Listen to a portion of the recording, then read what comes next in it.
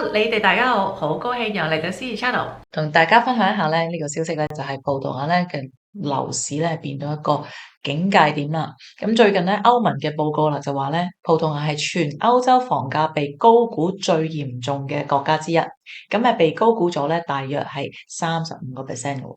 咁35%咧，即係樓價咧係已經非常之爆棚啦嚇。10年之間咧樓價咧升咗咧2倍，10年之間咧樓價咧就升咗超過2倍，租金咧又貴啦，人工又追唔上喎。咁結果咧唔單止本地人咧買唔起啦，就連移民啦、低收入嘅各家庭啦，同埋少數族裔咧陷入前所未有嘅住房危機。根據歐盟委員會咧最新嘅報告啦，2014年至到2024年之間咧，葡萄牙嘅樓價名義上升咗咧係超過200%。咁實際價格咧計埋通脹咧都升咗50%嘅喎。咁呢一段時間咧人工咧只係升咗33%嘅啫。咁通脹咧係21%。即係話咧你人工升得幾多都好啦，都永遠追唔上咧層樓嘅樓價嘅。報告話咧葡萄牙嘅樓市咧最大問題咧係供應，新起嘅樓咧就數量咧持續下降啦，去到歷史嘅新低。理由咧唔單止係土地短缺啦，咁仲有咧超長嘅批文時間，咁平均咧要31個星期咧先至可以咧批得出咧建築許可。其實咧我見到係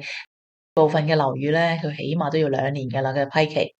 咁再加上咧，建築行業咧都係為公司為主啦，咁生產力咧係全歐洲最低嘅，咁結果咧就係想起新樓都難，咁而咧好多建築公司咧都攞唔到咧窿去起樓嘅，大部分咧用自己出錢嚟起嘅。反歧視嘅委員會咧就叫做 ECRI 咧，其實就講得好明白啦。移民咧係葡萄牙最難嘅一件事啦，就係揾得個住得落嘅地方。90%嘅巴西嘅移民嚟講咧，揾租盤嘅時候咧遇到歧視啦，嚟自非洲葡語國家嘅人口咧，亦都被拒絕租屋嘅喎。就算有得租咧，往往咧都係好多人咧就擠迫喺一個單位度啦。佢哋形容咧，有啲移民咧，甚至喺臨時嘅營地啦、帳篷入邊啦，好似喺里斯本同啤佐呢個區咧，有啲報告話係有移民咧係無家可歸嘅。數據話咧，大約1/5嘅移民咧都住喺非常之擁擠嘅住所入邊。本地葡萄牙人咧呢個比例咧係少於，而呢個本地葡萄牙人嘅比例咧去到咧1/10嘅。喺埃馬咧嘅移民局咧嘅鎮壓嘅，好多移民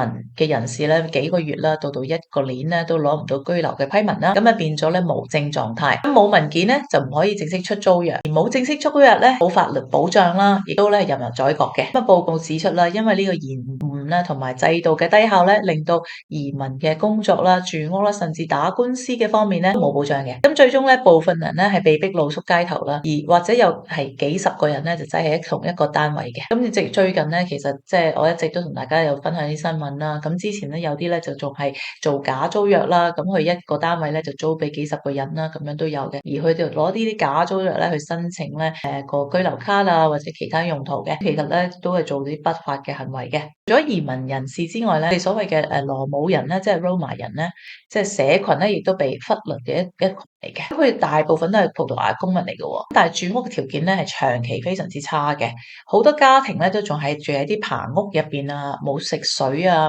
冇基本嘅設施嘅社區嚟嘅。咁 ECRI 咧就呢個反移民嘅組織就講啦，近年改善呢啲 Roma 嘅人士嘅居住環境咧根本就冇咩進展過。另外 LGBT 咧就嘅社群咧喺法律上咧都需要平權嘅，實際生活上咧係仍然面對租屋嘅歧視。個建議咧政府應該咧監察平等嘅計劃，亦都係確保咧政策咧落到實處。其實咧政府可以做啲乜嘢咧？葡萄牙咧市規嘅協會咧就叫做 APU 啦，喺2025年咧10月咧舉行嘅全國大會入邊咧就提出幾個方向嘅。第一，土地政策咧要同稅收掛鈎，咁啊鼓勵人咧用地起屋啦，懲罰咧長期閒置咗嘅地啦或者空屋嘅。第二，推動咧建築嘅工業同埋公司合作，數碼化審批嘅系統啦，咁令批文更快更透明。咁呢個咧其實老早應該做，老實講佢應該係數碼化而唔係咧去人手啦。咁應該係咁耐嘅批文咧真係好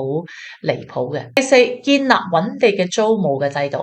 咁啊保障業主同埋租客雙方面嘅權利。同時呢，幾個房地產同建築行業嘅協會咧，亦都建議咧建築老舊嘅租約呢個凍結制度。咁即係其實佢哋有所謂嘅 O-RAN 啦，咁即係呢個係好離譜嘅，即係有啲人咧係一簽咧就簽。嗰陣時係由我哋沙利薩咧，佢哋有一個政黨，當其時咧係法西斯嘅政黨嘅嗰陣時咧統治咧就開始做呢啲租約，一租咧就租成世。咁佢所謂咩意思咧？即係可能當年咧佢俾100歐，咁啊就租成世噶咯喎。咁嗰個單位咧，個房東咧都冇話去維修或者乜嘢啊，咁就俾啲老人家咧就住足30-40年咁樣。咁啊佢哋就建議係結束呢樣嘢，我覺得好同意啦。其實咁啊引入公共租金保證計劃，好似法國咁所謂嘅 guarantee visa， 租屋嘅市場咧就提供稅務優惠啦，咁啊鼓勵業主放盤出租嘅。咁啊佢哋認為咧，咁其實最近佢哋都有所謂嘅稅務優惠嘅，咁就有啲減稅啦。咁最近佢哋亦都有講過話係減低咗稅嘅，當你係一個房東。